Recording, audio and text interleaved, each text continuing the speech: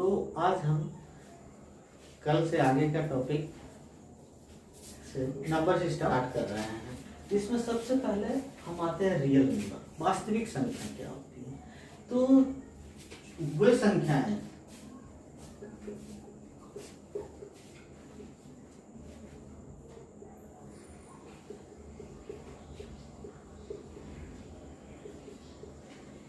जिसे P बटे Q के रूप में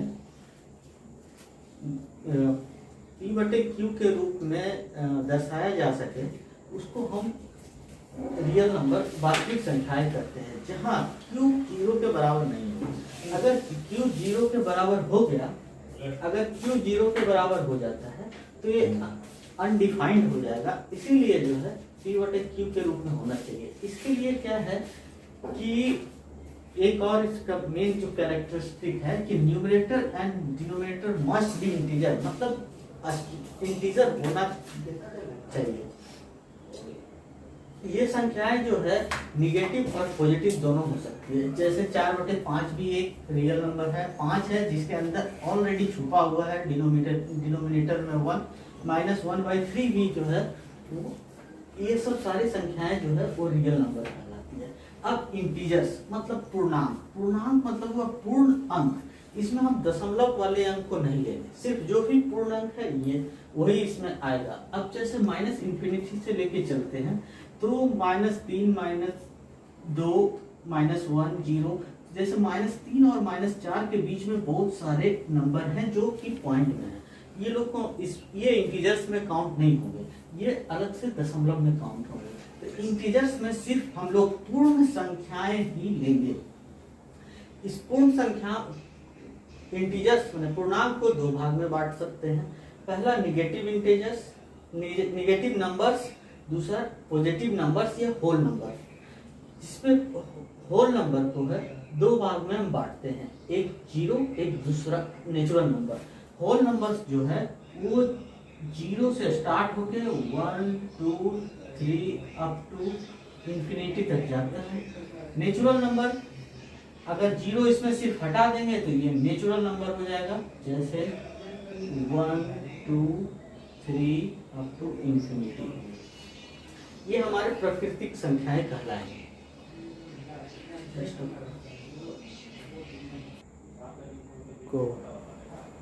तो आइए अपन जानते हैं नेचुरल नंबर, प्राकृतिक संख्या। प्राकृतिक संख्याएं वे संख्याएं होती है,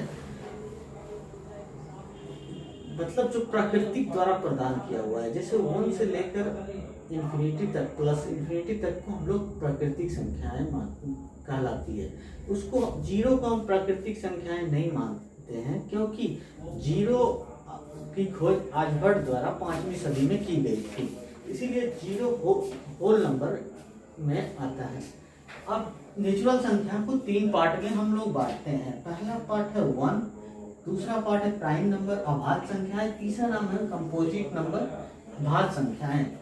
1 के बारे में कहा गया है कि 1 is neither divisible nor prime number, मतलब 1 जो है वो ना ही किसी से डिवाइड होता है और ना ही वो प्राइम नंबर है। अब आगे हम देखते हैं प्राइम नंबर अभाज्य संख्याएं किसे कहते हैं।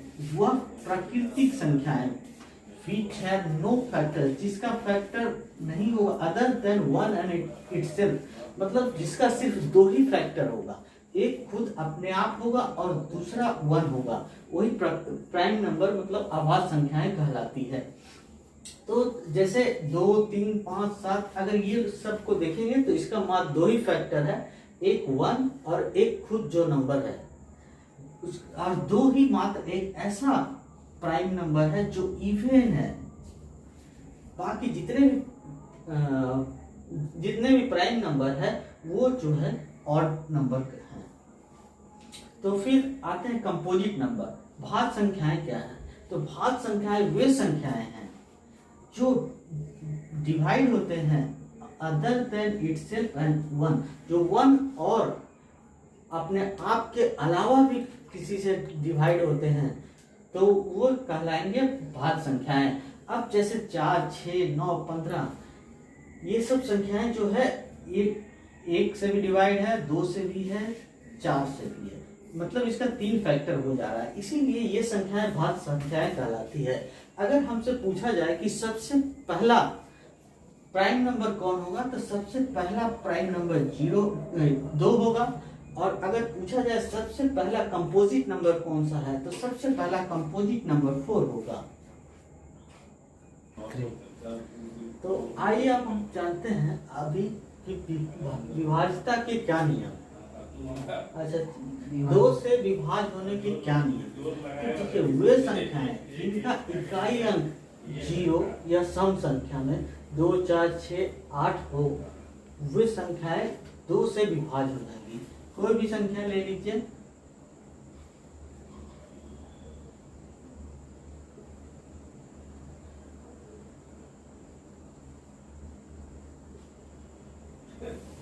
तो ये संख्याएं जिसके अंतिम अंक इकाई अंक 2, 0 या सम संख्या होगी, वे 2 से विभाज्य हो जाएंगे। अब 3 से विभाज्यता के नियम क्या है, तो वे संख्याएं जिनके अंकों का योग 3 से विभाज्य हो, अंकों का योग 3 से विभाज्य होना चाहिए। जैसे अगर हम 18 लेते हैं तो 8 और 1 9 3 से विभाज्य हो जाते हैं, तो ये संख्याएं 3 से विभाज्य हो जाएंगे। अब 3 4 3 ले लिए तो 3 4 3 7 3 4 3 7 3 10, तो ये संख्या जो है ये नहीं होगी विभाजित। अगर 42 कर देते हैं तो ये संख्या 3 से विभाजित हो जाएगी। अब देखिए 4 से विभाज्यता के क्या नियम है कि किसी भी प्राकृतिक संख्या जिनका अंतिम के 2 अंक 4 से विभाज्य हो या अंतिम में 2 शून्य हो।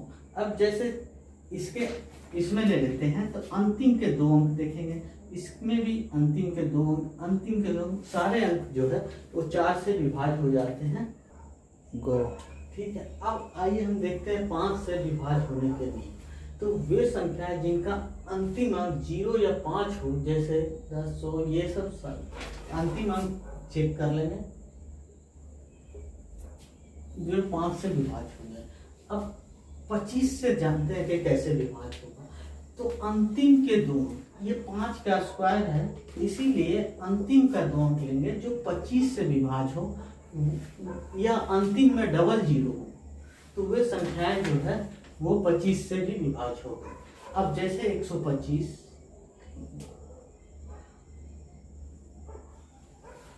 1225 1000 इत्यादि। अब 125 ये 5 का क्यूब है, तो इसमें क्या है, बस ये देखना है कि अंतिम का 3 अंक 125 से भाज्य हो या अंतिम में 3 0 हो, इस तरह से। तो ये कितना आसान है कि सिर्फ 5 से एक बार हम जान गए तो 25 से भी हम लोग आराम से चेक कर सकते हैं और 125 से भी। अब आइए देखते हैं हम 6 से विभाज्यता का नियम। तो वे संख्याएं जो 2 और 3 दोनों से विभाज्य हो, तो इसके पहले हम बता चुके हैं कि 2 से विभाज्य होने का नियम क्या है, 3 से विभाज्य होने का क्या नियम है, वो दोनों से चेक करेंगे। तो 2 से विभाज्य होने के नियम में कोई सम संख्या या 0 होना चाहिए, तो इसमें 4 आ जा रहा है। और जोड़ कर भी देख लेंगे, 8 4 12 जो 3 से डिवाइड हो जाता है, इसीलिए ये संख्याएं 6 से डिवाइड होगी। इसी तरह से इसको चेक करने के बाद ये संख्याएं सारे डिवाइड हो जाते हैं 6 से। अब 8 से विभाज्यता के नियम के बारे में जानते हैं। तो वे संख्याएं जिनका अंतिम के 3 अंक 8 से विभाजित हो, अंतिम के 3 अंक लेंगे, उसको चेक करेंगे 8 से विभाजित है कि नहीं, अगर है तो वो संख्याएं 8 से विभाजित हो जाएगी। ठीक है, अब आइए हम देखते हैं 9 से विभाज्य होने के लिए। तो वे संख्याएं जिनके अंकों का योग 9 से विभाजित होता है, जैसे अब हम ये संख्या लिए हैं, इसको सबको जो ऐड करेंगे जब, तो 9 5 14 और 4 18, ये 9 से डिवाइड हो जा रहा है, इसलिए ये 9 से विभाजित हो जाएगा। इस तरह से इसको भी ऐड करेंगे तो ये भी विभाजित होता है। तो इसीलिए ये हमको चेक कर लेना है एक बार कि ये संख्याओं का योग जो है वो 9 से विभाजित हो रहा है कि नहीं। अब आते हैं, हम देखते हैं 11 से विभाज्य होने के लिए। तो वे संख्याएं जिनके सम स्थान का योग एवं विषम स्थान के योग का अंतर 11 से विभाज्य होना चाहिए। तो इसमें देखिए सम स्थान और विषम स्थान क्या होता है, एक छोड़ के एक लेंगे, ये विषम स्थान होते जाएगा, सम इसके बाद वाला होते जाएगा, तो इसमें सिर्फ एक ही है तो एक ही लेंगे। अब देखिए 6 और 1 7 हो गया, 7 और -7 बराबर 0 हो गया, तो ये 11 से डिविजिबल हो जाएगा। ये ले लेते हैं, ये 5 और 4 9 हो गया, ये भी 0 और 9 हो गया, तो ये भी 9 - 9 0 हो गया, तो मतलब ये संख्याएं 11 से विभाज्य हो जाएंगे। को लेते हैं, इसमें सम स्थान और विषम स्थान जब लेते हैं 9 + 9 18 हो जाएगा, इसमें 5 और 2 7 करेंगे 11 आ गया, मतलब ये संख्या भी 11 से डिवाइड हो गो। अच्छा, आइए अब हम देखते हैं 7 से विभाज्य होने का नियम। ये कुछ स्पेशल है, इस पर थोड़ा सा ध्यान दीजिएगा कि वे संख्याएं जिनके इकाई अंक को 5 से गुना करने पर जो संख्या आए उसे शेष बचे संख्या में जोड़ने पर आने वाली नई संख्या यदि 7 से विभाजित हो तो वह संख्या 7 से विभाजित होगी। ये ज्यादा लिखा हुआ है इसीलिए थोड़ा सा समझने में दिक्कत हो रहा है। अब एग्जांपल देखिए, इसमें से क्लियर समझ में आएगा। अब मान के चलिए इस संख्या को हमको चेक करना है कि ये 7 से विभाजित है कि नहीं। तो सबसे पहले हम क्या करेंगे, इसका इकाई अंक को लेंगे, इकाई अंक को 5 से गुना करेंगे, 35 आ गया। 35 को बचे हुए शेष, ये जो बचे हुए शेष है इसमें से 35 को ऐड कर देंगे, ये 70 आ गया। अब 77 से डिवाइड है इसीलिए ये संख्या 7 से डिवाइड हो जाएगी। अब इस संख्या को चेक करते हैं, इसको भी 5 से, इसके यूनिट डिजिट इकाई अंक को 5 से मल्टीप्लाई किए, अब ये आया 30, 8 अब यहाँ ये समझ में नहीं आ रहा है, तो फिर से जो है फिर से इकाई अंक में हम 5 से गुना करेंगे, एक बार फिर से चेक करेंगे। तो एक बार जब गुना करेंगे तो आ गया 40, इसको ऐड करेंगे तो 1591, तो 91 जो है अब ये 7 से डिवाइड है। अब इसी तरह से इसको चेक करेंगे, पहले यूनिट डिजिट में 5 से गुना करेंगे, 40 आएगा, 6 9 6। अब फिर अब ये हमको नहीं पता चल रहा है तो इसको फिर से हम 5 से गुना करेंगे, इसको छोड़ देंगे, ये 6 × 5 = 30 आ गया, और ये आ गया 630, इसको 7 से चेक कर लेंगे, 7 × 9 = 63, इसीलिए ये संख्याएं 7 से विभाजित हो जाएगी। ये बहुत ही अच्छा ट्रिक है, इस पर ध्यान दीजिएगा आप लोग। आइए अब हम देखते हैं 13 से विभाज्य होने का क्या नियम है।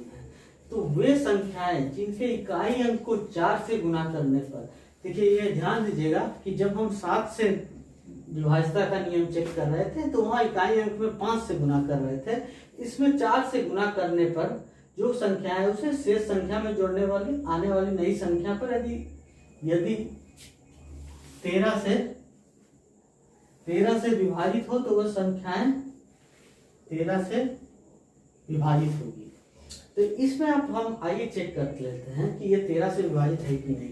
इसमें क्या करेंगे, 4 से पहले इकाई अंक को गुना करेंगे, फिर बचे हुए पार्ट में जोड़ देंगे। अब 13 से इसको चेक कर लेंगे, 13 से ये कट रहा है इसीलिए जो है ये 13 से विभाजित हो जाएगा। इसी तरह से अब आते हैं, इसको चेक करते हैं, इसको 4 से मल्टीप्लाई करेंगे, शेष बचे में जोड़ देंगे,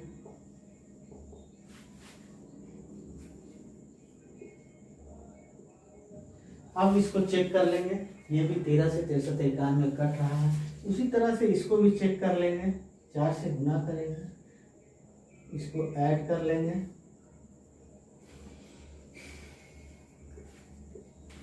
फिर अब इसमें पता नहीं चल रहा है तो इसका एक नेक्स्ट स्टेप भी ले लेंगे, इसको भी इकाई अंक में 4 से गुना कर लेंगे,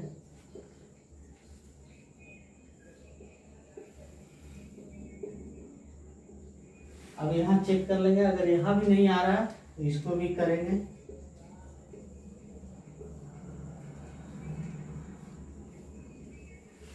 ये 91 13 से डिवाइड हो रहा है इसीलिए ये संख्याएं भी 13 से विभाजित हो जाएगी। तो इसीलिए अब हम देख लिए कि 7 से कैसे विभाजित होगा, 13 से कैसे विभाजित होगा। अब आइए हम देखते हैं कि तो देखिए 17 से विभाज्य होने का क्या नियम है। तो 17 से विभाज्य होने के लिए कोई संख्या में 12 से पहले उसको गुना करेंगे, उसके बाद फिर जो हम प्रोसेस करते आ रहे हैं 7 के लिए और 13 के लिए वही प्रोसेस हम अपनाएंगे। अब जैसे हम इस संख्या को चेक करना है तो इसके इकाई अंक में 12 से गुना करेंगे, ये 48 आएगा, इसको हटा देंगे, इसको ऐड कर लेंगे 136। तो इसको चेक कर लेंगे 17 से है कि नहीं, तो ये 17 से डिवाइड हो जाएगा। उसी तरह से फिर इसको करेंगे 12 से,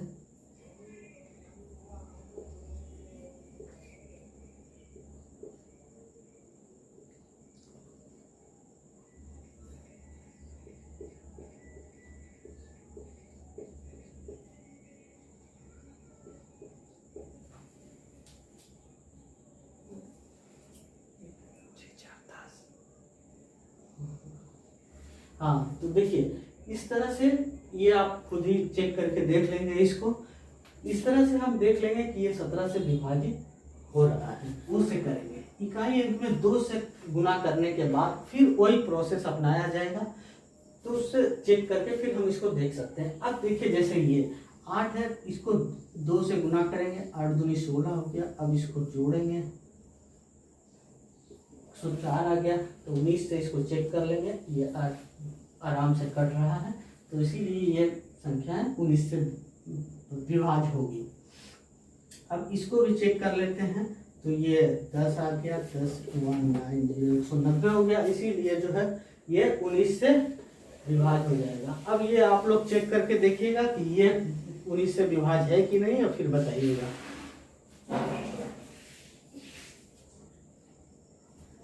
हाँ तो ये देखिए ये संख्या, इसको आप चेक करके एक बार अच्छे से देख लीजिएगा कर रहा है कि। अच्छा वो सॉरी, इसमें जो है 0 की जगह ऐड करने में गड़बड़ हो गया, यहाँ 1 होगा। तो ये संख्याएं जो है आराम से 19 से कट रहा है, इसको आप लोग देख लीजिए। हाँ तो हम आइए देखते हैं कि 19 से विभाज्य होने के क्या नियम है। तो जिस तरह से हम लोग 13 17 को किए हैं, उसी तरह से 19 में क्या करना है, इकाई अंक में जो है 2 से गुना करना है, और उसी तरह से हमको चेक कर लेना है। तो चेक कर लेते हैं हम लोग, ये 2 से गुना किए, 8 दूनी 16, इसको ऐड कर देंगे, इसको हटा देंगे। अब देखिए ये 19 से 114 डिवाइड हो रहा है, मतलब ये भी हो जाएगा। अब इसी तरह से इसको चेक करते हैं, इस तरह से इसको आप लोग चेक करके बताइएगा कि ये 19 से डिवाइड है कि नहीं। उसके बाद आइए हम लोग देखते हैं 23 से। ठीक है, अब हम चेक करते हैं कि 23 से विभाज्य होने के क्या नियम है। तो उसी तरह से इस पे इकाई अंक में हम 7 से गुना करेंगे, 7 से गुना करेंगे, उसके बाद उसी तरह से चेक करेंगे, तो हमको पता चल जाएगा कि 23 से यह विभाज्य है कि नहीं। अब आइए हम चेक करते हैं, इसके इकाई अंक में हम 7 से गुना किए,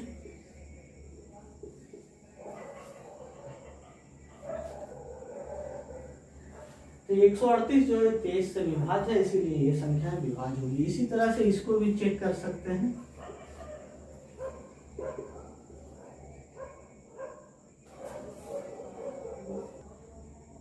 हाँ ठीक है, तो ये अच्छा यहाँ पे 4 होगा, तो 28, इसको साइड कर देंगे, और 8 4 12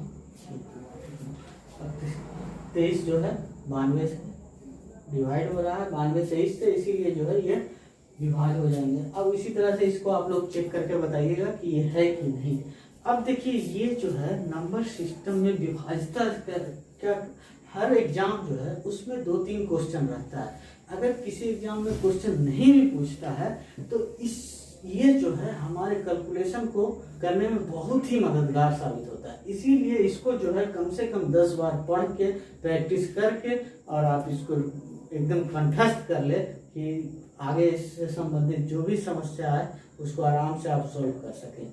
दूसरा चीज जो है कि आपसे हम लोग, मेरा निवेदन है कि आप 1 से 30 तक का पहाड़ा जो है एकदम कंठस्थ कर ले। देखिए 10 15 20 तक तो सबको याद ही रहता है, 20 से 30 तक जो है 10 टेबल बचा है, वही 10 जो है पहाड़ा एकदम कंठस्थ कर ले, बहुत ही मददगार होगा कंपटीशन के लिए। ये सब जो है बहुत ही जरूरी है।